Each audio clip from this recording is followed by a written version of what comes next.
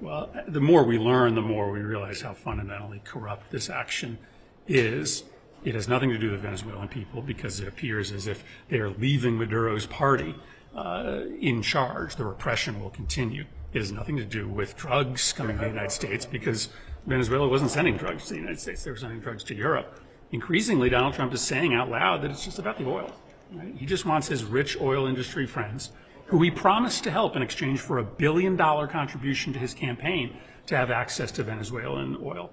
That's going to make people in this country absolutely furious. And they're already pretty mad that their insurance premiums are going up, that food's more expensive. Now they're finding out that their taxpayer dollars are being used to fund an invasion that seems to be simply about getting Trump's oil industry friends richer.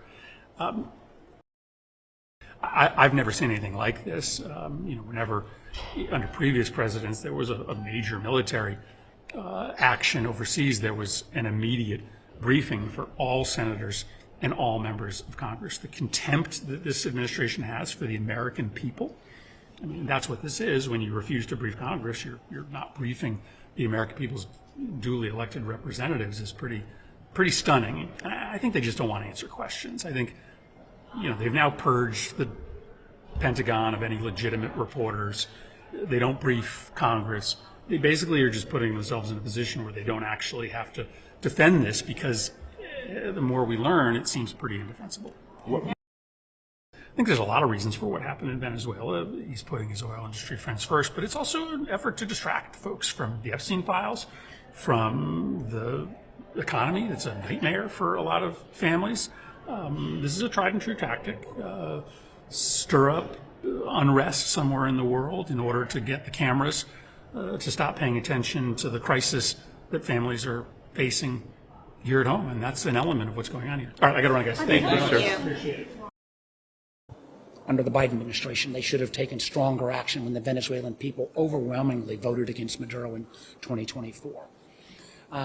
But simply saying now we're going to run it based upon a fleet offshore, I have no idea what that looks like. And the idea that somehow the Venezuelan oil is going to pay for this operation, that was the exact same argument used in Iraq. That didn't come to pass. And my understanding is the Venezuelan oil operations, they used to contribute 4 million barrels a day to the world supply. It's down to about 1 million. The operation has become so decrepit, it would literally take years to rebuild it. Does that mean America's committed for years to running Venezuela? We need to do what's good for America, but we also, we want a stable region. And if we simply add more chaos in Venezuela, that is going to potentially lead to even further migration, more pressure on our own border, more pressure on the millions of Venezuelans that have gone to countries like Chile and Peru already. So where's the plan? Maybe I'll get some answers this afternoon. What about the War Powers Act? What can Congress do? Listen, I will be supporting Senator Kane's effort on the War Powers Act. It'll be curious to see whether my Republican friends, who I know care about our country as well, are they going to finally find the courage to do their job? So far they haven't. They'll get another chance this week. Senator, what is the recourse if the War Powers Act? If you like this video, then like, share and subscribe to Mirror Now.